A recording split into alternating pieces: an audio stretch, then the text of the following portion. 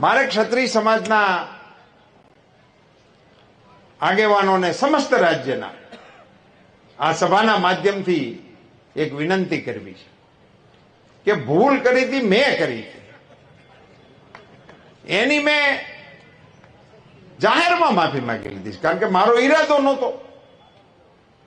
અને સમાજની સામે જઈને પણ મેં માફી માંગી અને સમાજની વચ્ચે જઈને, અને સમાજે મને એનો પ્રતિસાદ પણ આપ્યો. પણ મોદી સાહેબની સામે શા માટે? ક્ષત્રિય સમાજને મારે કહેવું છે કે તમે તમારા યોગદાનને યાદ કરો. આ રાષ્ટ્રના ઘડતરની અંદર તમારું કેવડું મોટું યોગદાન છે, પાર્ટીના વિકાસની અંદર તમારું કેવડું મોટું યોગદાન છે. અને નરેન્દ્રભાઈ મોદી જેવા વડાપ્રધાન જ્યારે 18 કલાક માણસ ભારત સિવાયની કોઈ વાત વિચારતો ના હોય, મારા દેશ સિવાય કોઈ વિષયની સાથે જેનો નાતો ના હોય, 140 કરોડ દેશવાસીઓને જે માણસ પોતાના પરિવાર તરીકે સંબોધન કરતો હોય, અને એમના આખી વિકાસ યાત્રાના સાથીઓ તરીકે કેટલા ક્ષત્રિય આગેવાનોના હું નામ લઈ શકું.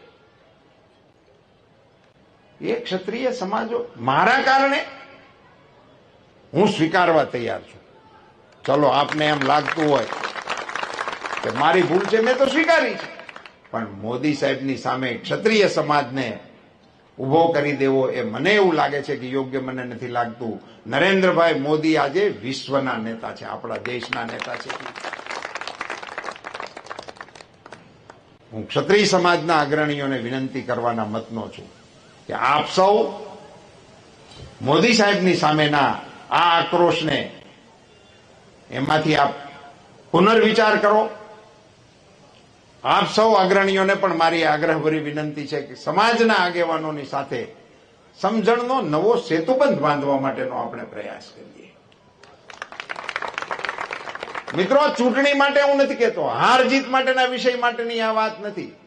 સમાજ જીવનના આપણા તાણાવાણાને સ્પર્શતો વિષય છે, એને રાજકારણથી દૂર રાખવા માટેની કોશિશ ક્ષત્રિય સમાજ અવશ્ય કરશે એવી વિનંતી સાથે હું આ સભામાં આપ સૌને પ્રચંડ મતદાન કરવા માટે 7મી તારીખે 10 વાગ્યા પહેલા મતદાન પૂરું થઈ જાય એ પ્રકારે સૌ કાર્યકર્તા કામે લાગો એવી વિનંતી કરીને વિરમું છું. આપ સૌનો ખૂબ ખૂબ આભાર.